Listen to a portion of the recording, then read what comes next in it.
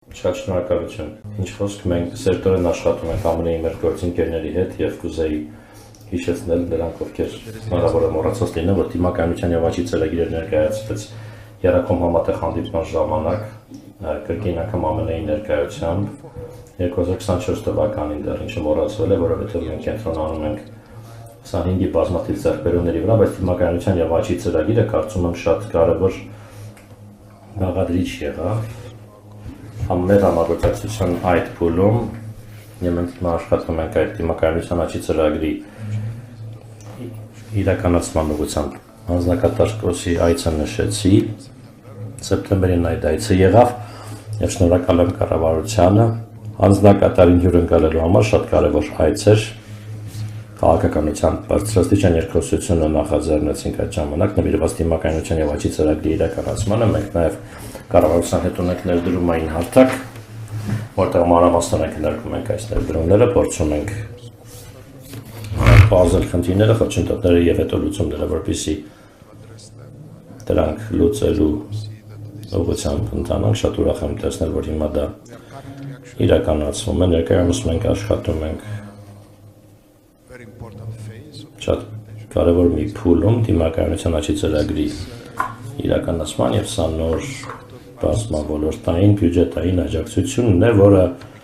կցուցաբերենք կառավարությանը շատ կոնկրետ բարեփոխումների համար կապված տնտեսության բազմազանեցման հետ, հասարակական համախմբվածություն, դիմակայունություն եւ նաեւ կապակցվածության բարեփոխումներ։ Մենք քննարկում ենք նաեւ հենց այն ինչ վարչապետը նշեց ստանդարտների ճշգրտումը Հայաստանում, հատկապես էներգետիկա եւ տրանսպորտի ոլորտներում, քանի որ կապակցվածությունը միայն ենթակառուցվածքի մասին չէ։ Ենթակառուցվածքը շատ կարեւոր է, պահանջները շատ բարձր են, գնումներ, պրոյեկտների պատրաստման տեխնիկական հարցեր, տեխնիկատնտեսական ուսումնասիրություններ, բայց նաեւ բարեփոխումներ կապված այդ պրոյեկտների իրականացման հետ, ինչպես նաեւ թե ինչպես են այս ծրագրերն ազդելու արժեշտության վրա, առևտրի վրա, ծառայության վրա։ Նշան նաև որ Հայաստանը վերջերս մասնակցել է մաքսային 2 կարևոր ծրագրերի, Customs and Fiscalis ծրագրերին Եվրամիության, որոնցով տեխնիկական աջակցություն կցուցաբերվի Եվ շուտով կնորմալացվեն ուսանք հարաբերությունները եւ ապաշրջապակվեն Թուրքիայի հետ հարաբերությունները, որը շատ կարեւոր է եւ ես ուզում եմ ընդգծել, որ Հայաստանի համար նշեմ, որ Թուրքիան Եվրամիության հետ մաքսային միության անդամ է, մենք առանձնակի պարտավորություն ունենք միասին աշխատելու հատկապես այս ոլորտում։ Հիմա մենք աշխատում ենք բյուջեի աջակցման ծրագրի մանրամասների վրա, ուզում եմ նաեւ հիշեցնել շուտով կարող ենք մոռանալ, բայց շնորհակալ եմ, որ Քրիստինան նշեց այս մասին։ Մենք մեծ աջակցություն ենք ցուցաբերում փախստականներին, այդ աջակցությունը մարտահրավերական աջակցության տեսքով է եղել, ինչպես նաև կրկնեմ դրամական աջակցության մի մասն է, որը կառավարության կողմից է տրամադրվել։ Այն փոխհատուցվել է Եվրամիության կողմից բյուջետային աջակցման, բյուջեի աջակցման ծրագրով։ Երբ մենք հիմա կառավարության հետ աշխատում ենք բնակապահովման ծրագրի իրականացման ուղղությամբ, ինչը շատ կարևոր է։ Արդեն նշեցի շատ նորարարական լրացուցիչ աջակցություն մասնավոր հատվածի հետ միասին, փախստականներին աջակցելու նման ծրագրերը մենք կշարունակենք, մենք նաև ակնկալում ենք, որ շատ ավելին կանենք մասնավոր հատվածի համար մոտակա ժամանակահատվածում։ Ես ուզում եմ հետ գնալ բարեփոխումներին, որոնք կապված են ՍԵՊԱ իրականացման հետ։ Հիմա ավելի հրատապետ է դառնում ու շատ ավելի կարևոր Հայաստանի եվրոպական չափանիշներ կիրառելու նկրտումների համատեքստում։ Այս բարեփոխումների համար լավ ու կարևոր ներդրումներ են պետք պետական կառավարման մեջ, ոչ միայն կառավարության, այլ նաև անկախ կառույցների մեջ։ Դրանցից շատերը այդ կառույցները բարեփոխման գործընթացում են հիմա վիզաների ազատականացման գործողությունների ծրագրի համատեքստում Շատ կոնկրետ բարեփոխումներ կան, որոնք ազդում են օրինակ սահմանների կառավարման անձնական տվյալների պաշտպանության վրա։ Կառավարությունը կարծում եմ լիարժեք աջակցում է եւ արդեն որոշումներ կայացրել է, որոշումներ ընդունել է բոլոր այս ոլորտներում առաջ շարժվելու համար եւ սրա համար պահանջվի ներդրում պետական կառավարման ոլորտում ոչ միայն քանակական, այլ նաեւ որակական, ընթացակարգային պարտականությունների սահմանում, լիազորությունների սահմանում պետական պաշտոնյաների, ինչպես նաեւ կառավարիչների, ոչ միայն քաղաքական պաշտոնյաները պետք է պատասխանատվություն ստանձնեն, այլ նաև մենեջերները վարչական մակարդակում։ Ընթացակարգերը պետք է ավելի հստակեցվեն, բնականաբար կառավարության առաջնորդմամբ կամ անկախ կառույցների առաջնորդության ներքո։ Ես շատ ուրախ եմ նշել նաև, որ դեկտեմբերին մենք ներկայացրել ենք շատ կարևոր մի ուսումնասիրություն, որը օգտակար կլինի, եթե մենք կարողանանք նաև ներկայացնել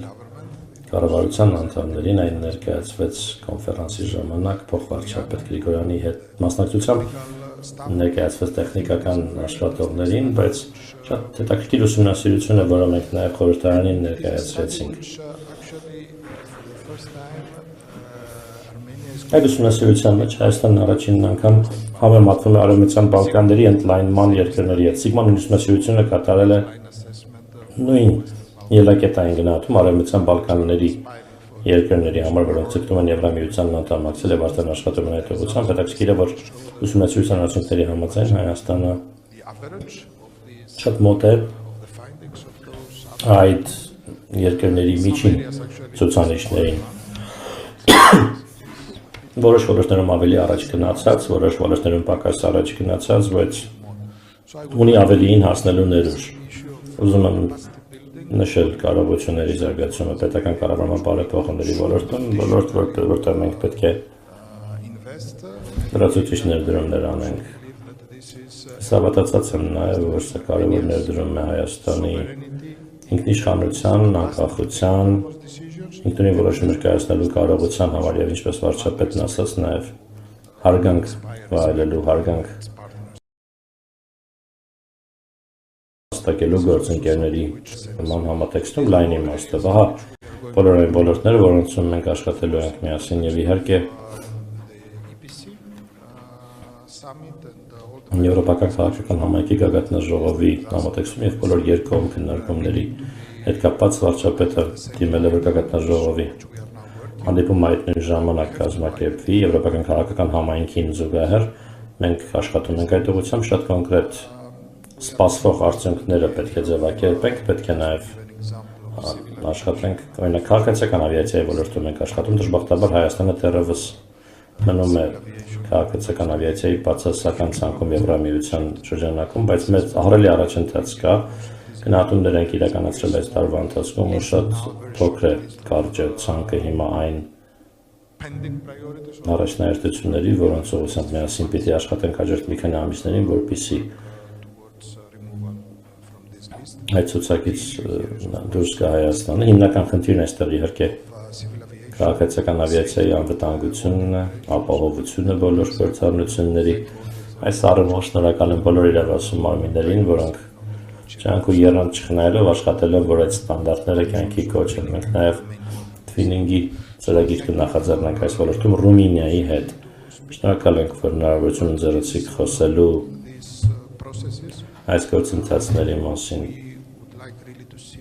Մենք իսկապես կուզենք շատ կոնկրետ արդյունքներ տեսնել հաջորդ մի քանի ամիսներին, որպեսզի մենք նույնպես կարողանանք ընդգծել եւ ցույց տալ այն ամենը, բոլոր այն արդյունքները, որոնք մեր աշխատանքի արդյունքում վերջին ժամանակահատվածում ստացել ենք։ Ես